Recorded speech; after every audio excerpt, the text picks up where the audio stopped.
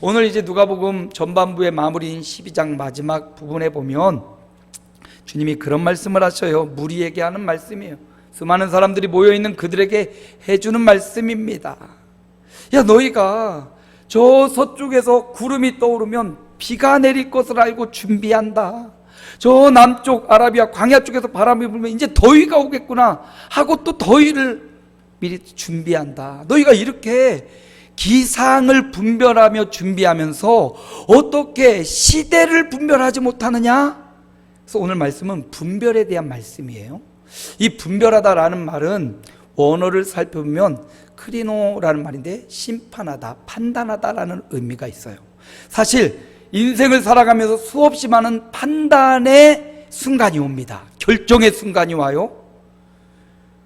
무언가를 결정해야 될 그런 순간이 굉장히 많아요. 그때 어떤 결정을 하느냐에 따라서 이후의 운명이 바뀌기도 하고 인생이 바뀌기도 해요.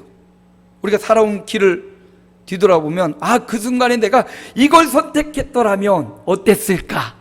이런 마음도 있잖아요. 그때 내가 이렇게 선택하기를 참 잘했다. 그런 순간들이 있잖아요. 살면서 우리가 이런 걸 판단하고 결정해야 될 순간들이 많다는 거죠. 그래서 여기 시대를 분간한다, 기상을 분간한다. 이 분간은 판단력과 또 분별력을 의미하는데 이건 바로 지혜를 의미하는 거예요. 지혜가 뭐냐? 올바로 판단할 수 있는 게 지혜예요. 또 이게 선이냐 악이냐, 이게 하나님이 기뻐하는 일이냐, 이게 악마의 유혹이냐, 이걸 분별할 수 있는 게 지혜란 말이죠. 지혜는 분별력과 판단력이에요. 그래서 우리가 하나님 앞에 지혜를 구할 때 똑똑한 머리를 달라고 구하는 게 아니라 하나님 잘 분별할 수 있는 분별력을 주시고 잘 판단할 수 있는 판단력을 주시고 이것을 그대로 실천에 옮길 수 있는 행동력을 주옵소서. 이게 지혜를 구하는 거예요. 그래서 여러분 지혜는 뭐다? 판단력과 분별력이다. 그래서 오늘 말씀에 너희가 기상을 분별할 줄 알고 기상에 대해 지혜가 있는데 시대의 분간을 못한다. 시대에 대한 올바른 판단을 못한다. 그래서 어떻게 하면 지혜롭게 살 수 있는지. 그래서 오늘 말씀의 제목이 따라합니다. 지혜롭게 사는 법.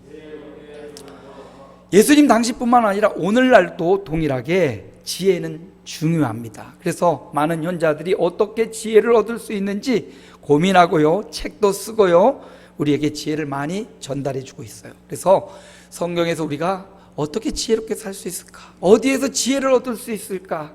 지혜를 얻을 수 있는 방법이 여러 가지가 있는데 오늘 말씀해 보니까 54절입니다. 우리 함께 읽어요.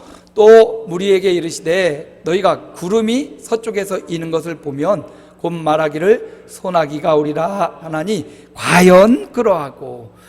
이스라엘 지역상 지리상 위치를 보면 여기 서쪽은 지중해 쪽을 의미합니다. 그 지중해 쪽에서 구름이 올라오면 그 구름이 곧 비구름이 되고 곧 비가 올 것이다 라는 걸 예측하죠. 비 올 것을 예측하면 어떻게 합니까? 널었던 빨래 빨리 걷어들이고 작물 말리는 작물 빨리 걷어들이고 비 올 걸 대비하잖아요. 이게 바로 판단력과 분별력인 거예요. 가을 장마가 왔다고 하죠. 장마가 오면 또 우리가 준비할 게 있잖아요. 이게 자연을 통해서 얻을 수 있는 지혜예요. 또 55절에도 그렇게 말해요. 남풍이 불면 말하기를 이제 심히 더우리라. 이 이스라엘 중심으로 남풍이면 아라비아 사막에서 부는 바람이거든요. 그 남쪽에서 바람이 불어오는 것은 이제 여름이 오고 더워질 것을 의미합니다. 그러니까 그걸 보고 야 이제 더위가 오니까 더위를 또 준비해야겠구나. 이렇게 어떤 현상을 보고 미래를 준비할 수 있는 것, 이게 바른 판단과 분별을 통한 결과가 나오는 거지 않습니까? 여러분 자연을 통해서 우리에게 주는 교훈들이 참 많아요. 지금 남극이나 북극이 많이 녹고 있다고 하죠. 히말라야 산맥에 만년설이 막 녹고 있다고 하고 빙하가 엄청 녹고 있다고 하죠. 자연을 통해서 우리가 깨달아야 될 지혜도 있다는 거예요. 이렇게 나가다가는 인류의 종말이 그리 얼마 남지 않았구나, 이런 걸 깨달아야 되는 거죠. 성경에 보니까 개미에게로 가서 지혜를 배우라고 해요. 잠언 6장 6절이죠. 우리 함께 읽어봅니다. 게으른 자여 개미에게 가서 그가 하는 것을 보고 지혜를 얻으라. 하다못해 개미에게도 지혜를 배울 게 있어요. 자연에서 얻어지는 지혜, 동물을 보면서 얻어지는 지혜가 있다는 말이죠. 그래서 제가 영상을 하나 더 준비했습니다.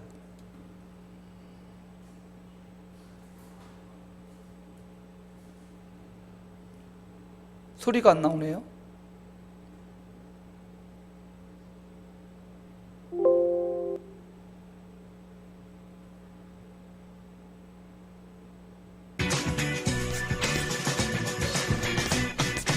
개미는 벌목 개미과에 속하는 곤충의 총칭으로 초기 출현은 중생대 백악기 중후기로 추정하고 있습니다. 개미는 전 세계에 분포하고 있으며 군체를 이루어 땅속이나 고목 등에 둥지를 틀고 살아갑니다. 개미는 계급 사회로 이루어졌습니다. 여왕개미, 일개미, 수개미, 병정개미 등으로 되어 있고 자신들에게 주어진 임무를 하면서 살아갑니다. 그리고 개미는 페로몬이나 소리, 몸짓 등으로 의사소통을 하는 등 사회성을 보이는 특이한 곤충입니다. 이런 개미는 개미집이라는 공간에서 살아갑니다. 개미집은 개미들이 땅속에 굴을 파서 자신들이 필요로 하는 공간을 만든 것으로 상당히 복잡한 구조로 되어 있습니다. 물론 아무 곳에서나 개미집을 만드는 것은 아니고 땅속이나 돌밑, 나무 밑, 나무 안 등 살아가기에 적합한 공간인지 매우 신중하게 결정해서 집을 짓습니다. 현재 보고 있는 영상에서 보이는 구멍이 개미집으로 들어가는 구멍이고 저 구멍을 통해서 개미가 드나듭니다. 그리고 위의 그림은 개미집의 단면도로 상당히 복잡한 구조로 연결되어 있습니다. 개미집의 단면도에서 공간이 상대적으로 큰 곳을 방이라고 생각하면 되고 가느다랗게 이어진 부분을 이동하는 통로라고 생각하면 됩니다. 개미집의 방은 각자 쓰임이 존재합니다. 여왕개미방, 고치방, 애벌레방, 음식 저장방, 수케미방, 시체방 등 인간들이 방을 구분해서 사용하는 방식과 비슷하게 방의 역할을 구분해서 사용합니다. 근데 의문이 생깁니다. 앞서 개미집에는 들어가는 구멍이 존재했습니다. 즉 문이 없어서 외부와 바로 연결된 상태입니다. 만약 비가 오면 저 구멍 안으로 빗물이 들어가게 될 텐데 그러면 개미집은 물에 잠기지 않을까요? 개미가 지금까지 잘 살아있는 것을 보면 그들만의 특별한 생존 방식이 있는 듯 싶습니다. 앞서 개미들이 개미집을 지을 때 아무 곳에서나 짓는 게 아니라고 했는데 비가 오는 상황에서도 안전하다고 판단하는 곳에 집을 짓습니다. 하지만 비가 비정상적으로 많이 오는 때가 있어서 절대 안전하다고 장담할 수 없습니다. 그래서 개미들은 빗물이 개미집 안으로 들어오는 상황을 대비해서 흡수력이 좋은 토양을 사용해 집을 짓고 비가 너무 많이 올 때는 개미집 일부가 무너지게끔 설계를 해놓습니다. 위와 같은 방식으로 빗물이 많이 들어오면 개미집의 일부가 무너져서 입구를 막아버립니다. 그래도 흙이므로 완전한 차단은 힘듭니다. 그래서 개미들은 비가 들어오는 동안 위쪽으로 새로운 굴을 파서 빗물을 피하고 알이나 애벌레, 번데기 등을 안전한 곳으로 이동시킵니다. 그리고 비가 그치면 무너진 곳을 복구시킵니다. 무엇보다 개미집으로 들어가는 구멍은 크기가 작아서 빗물의 유입이 그렇게 많지 않습니다. 또한 개미집을 자세히 보면 구멍 주변에 살짝 담처럼 쌓아놓은 게 보일 겁니다. 개미들은 비가 올 것 같으면 담의 높이를 평소보다 높게 만들어서 빗물에 대비합니다. 그러면 의문이 또 생길 겁니다. 비가 올 것을 어떻게 미리 안다는 걸까요? 개미는 외골격의 무수한 구멍으로 숨을 쉽니다. 그래서 대기압의 변화를 쉽게 감지할 수 있는데 비가 오는 날에는 대기압이 낮아지므로 미리 감지할 수 있습니다. 그리고 개미의 종류에 따라서 대응하는 방식이 다양합니다. 정 안되겠다 싶으면 개미들은 기존의 집을 버리고 새로운 집을 짓기 위해 이동합니다. 보통 하루 이틀이면 개미집을 만든다고 하니 이런 방법도 가능한 겁니다. 참 지혜롭죠? 개미. 자, 이런 자연과 동물을 통해서 얻는 지혜는 묵상을 통해서 지혜를 얻을 수 있어요. 그냥 물은 물이고 개미는 개미고 나는 나고 이러면 지혜를 못 얻어요. 깊이 묵상해 보면 그 묵상을 통해서 이런 지혜가 이런 원리가 숨겨 있구나. 그러니까 생각을 깊게 할수록 자연과 만물을 통해서 지혜를 얻을 수 있습니다. 두 번째 지혜는 경험에서부터 얻을 수 있어요. 자연과 동물, 생활에서 얻을 수 있고 두 번째 지혜는 경험을 통해서 얻을 수 있는데, 유명한 사람이 말하기를 지혜를 얻을 수 있는 방법이 무엇이 있을까? 아주 유명한 사람이에요. 3가지 지혜를 얻는 방법이 있다고 그는 말하더라고요. 첫째는 어떻게 인간이 지혜를 얻을 수 있느냐 했을 때, 첫째는 사색을 통해서 지혜를 얻을 수 있다. 제가 첫 번째 말한 거하고 똑같죠? 깊은 묵상, 사색, 생각을 통해서 지혜를 얻을 수 있대요. 두 번째는 모방을 통해서 지혜를 얻을 수 있다. 우리 지금 살아가는 삶의 형태들은 다 모방에 의해서 존재하는 것들 아니에요? 모방을 잘하면 그 모방 속에서 지혜가 생긴다는 거예요. 그래서 교회도 정말 부흥하는 교회 가서 잘 보고 모방만 잘해도 부흥을 하더라고요. 근데 또 나쁜 것도 그래요. 범죄자들은 범죄한 수법들을 잘 보다가 그걸 모방해갖고 더 나쁜 범죄를 저지더라고. 그러니까 지혜도 모방을 통해서 지혜가 생길 수 있고 얻을 수 있다는 겁니다. 그래서 신앙도 신앙생활 잘하는 사람, 믿음 좋은 사람 옆에 가서 잘 따라만 해도 나도 신앙의 격이 높아지는 거예요. 그래서 여러분 좋은 지혜를 본받으려고 얻으려고 노력하시기 바랍니다. 그래서 이 경험이 중요하다는 거예요. 3번째 지혜를 얻는 방법이 경험이라고 했어요. 경험은 우리 인생 살아가면서 수없이 많은 경험을 합니다. 그 경험에서 오는 지혜, 연륜에서 오는 지혜, 거기 있는 거예요. 왜? 많은 경험을 했기 때문입니다. 군대를 가기 전에는 군대가 어떤 곳일까? 내가 잘 견디고 올 수 있을까? 그런데 막상 가서 막 부딪히고 얼차례도 맞고 막 하다 보니까 견디고 나와 보니까 이제 군대 하면 군대 그런 곳이야. 경험한 것과 경험하지 않는 것을 확연하게 차이가 나는. 어떤 질병도 마찬가지. 병을 알아본 사람은 이게 얼마나 아플까, 얼마나 고통스러울까. 근데 그 터널을 통과해 보면 이렇게 병을 이겨냈어. 이렇게 경험을 통해서 지혜가 얻어지는 겁니다. 여러분, 그냥 경험도 그냥 지나가 버리면 아무런 지혜가 될 수 없어요. 근데 그 경험을 통해서 지혜의 엑기스를 내 삶에 다 뽑아내면 지혜로운 삶을 앞으로 살아갈 수 있습니다. 그래서 여러분의 삶에서 있는 수많은 경험들, 어떤 건 좋은 경험도 있고요, 안 좋은 경험도 있을 거예요. 근데 그 모든 경험에서 하나님이 주신 지혜의 엑기스를 뽑아내시기 바랍니다. 그리고 그 엑기스를 뽑아내서 갖고 있으면 여러분은 앞으로도 더 지혜로운 삶을 살아갈 수 있을 거예요. 그래서 성경 잠언 15장에 보니까 우리 함께 읽어봅니다. 지혜는 진주보다 귀하니 내가 사모하는 모든 것으로도 이에 비교할 수 없도다. 지혜가 이만큼 중요해요. 분별력과 판단력인데 진주보다 귀하다고. 내가 갖고 있는 어떤 그 귀중한 것보다, 또 재물보다, 건강보다 어떻게 보면 지혜가 더 중요하다고 말하고 있습니다. 자연 속에서 얻는 지혜, 경험에서 얻는 이 지혜가 우리 인생에 이만큼 중요하다 말하고 있어요. 그래서 여러분, 지혜로운 삶을 살아가시기를 축복합니다. 그런데 성경은 말하기를 이 지혜를 자연 속에서 묵상을 통해서 또 경험을 통해서 얻을 수 있는데, 지혜를 얻을 수 있는 방법이 또 하나 있어요. 성경의 야고보서 1장 5절에 보니까 함께 읽습니다.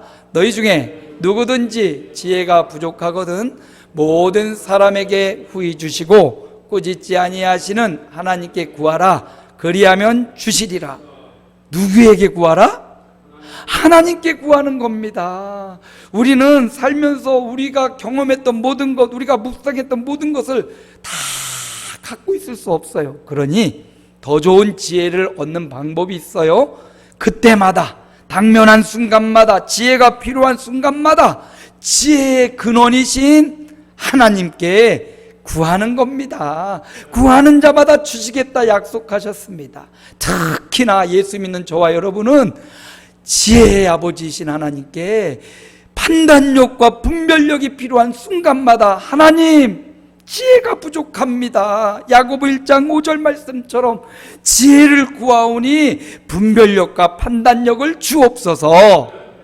그렇습니다. 그렇게 구하는 자에게 하나님이 지혜를 주시겠다고 약속하셨어요. 그러니까 깊은 사색을 통해서도 지혜를 얻어야 되고 또 경험을 통해서 지혜를 얻어야 되지만 필요할 때마다 지혜가 한없이 많으신 하나님께 구하면 즉각 하늘의 지혜를 얻을 수 있습니다. 그래서 여러분의 그 순간 판단력과 분별력이 필요한 그 순간마다 아버지 하나님 지혜를 주십시오.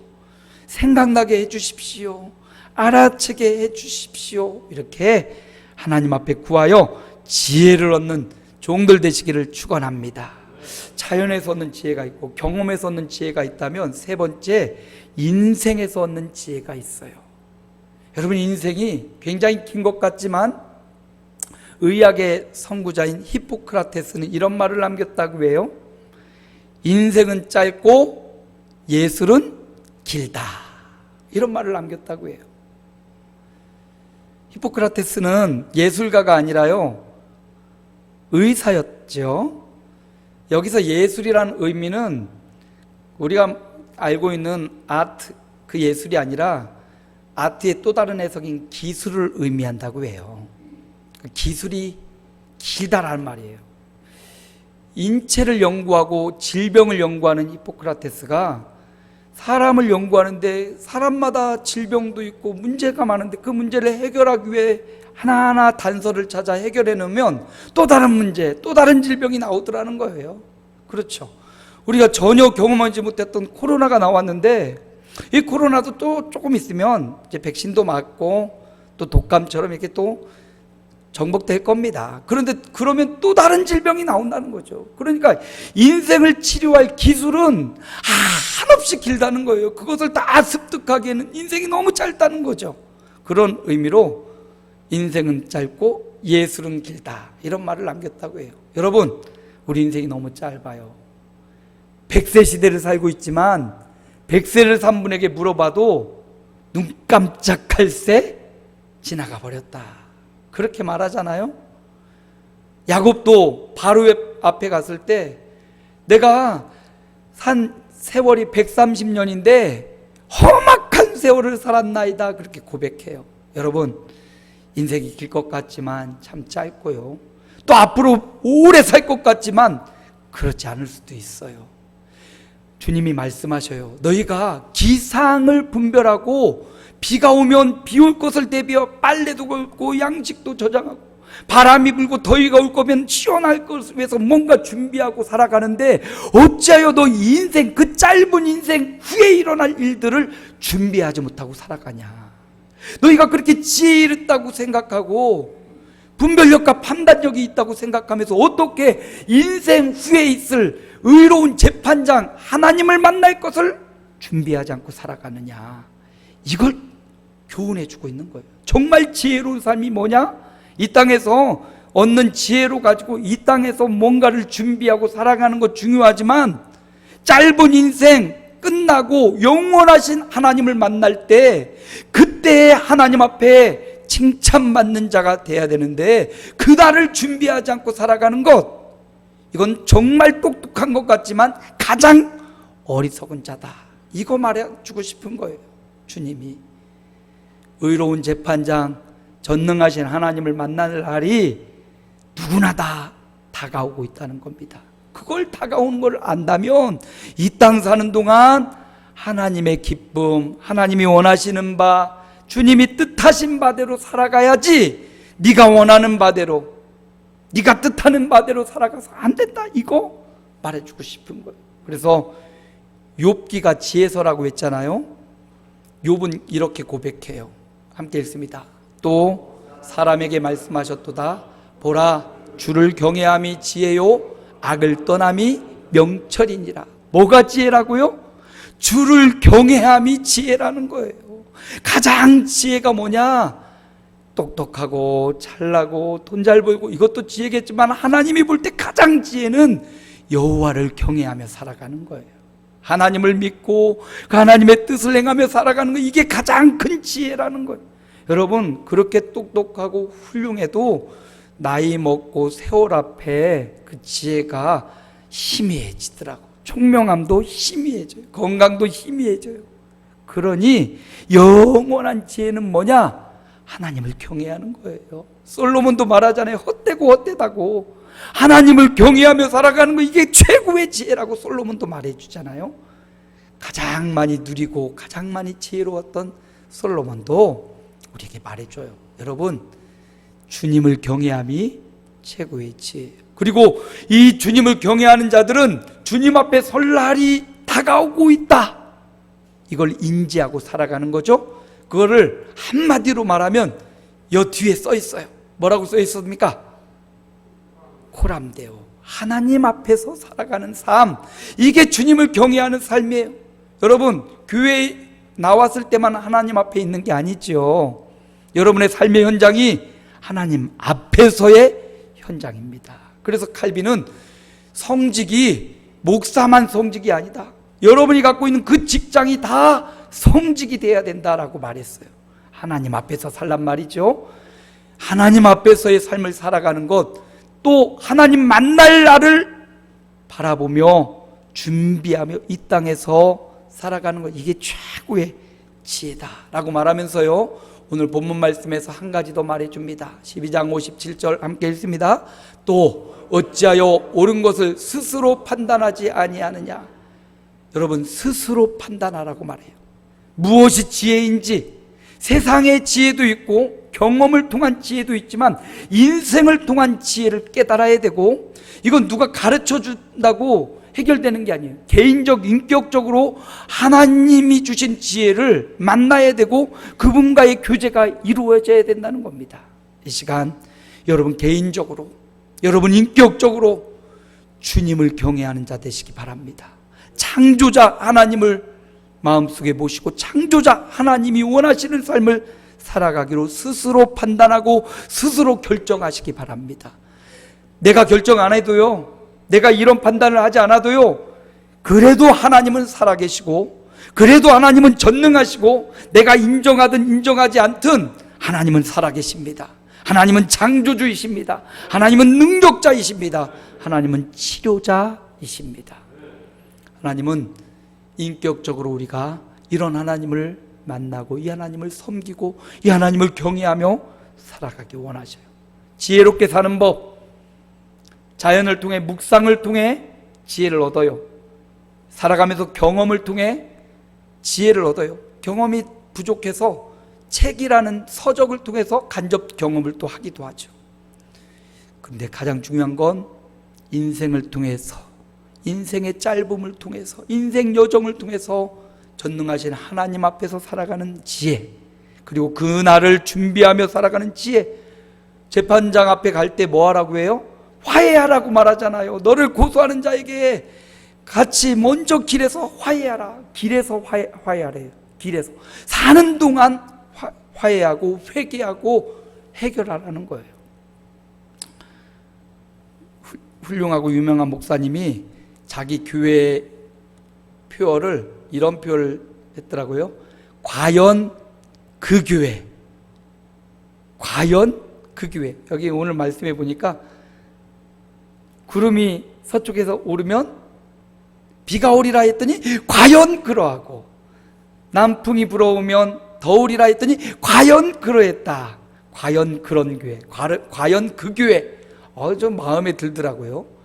우리 교회 안에 서쪽에 구름이 떠오르듯 남쪽에 바람이 불어오듯 성령의 바람이 불어오는, 성령의 능력이 임하는 과연 그 교회가 되기를 축복합니다.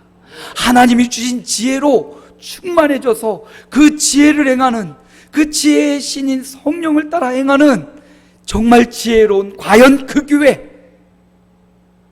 그 교회의 성도들, 우리 아름다운 교회가 되기를 주님의 이름으로 축복합니다.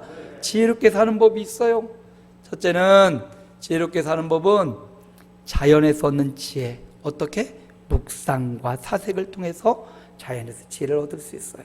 두 번째는 경험을 통해서 지혜를 얻는데, 이 경험을 통해서 얻는 지혜는 하나님 앞에 간구할 때 너희 중에 지혜가 부족하거든 후히 주시고 꾸짖지 아니하신 하나님께 구하라 그리하면 주시리라. 간구를 통해서 경험에서 하나님의 지혜를 가져올 수 있어요.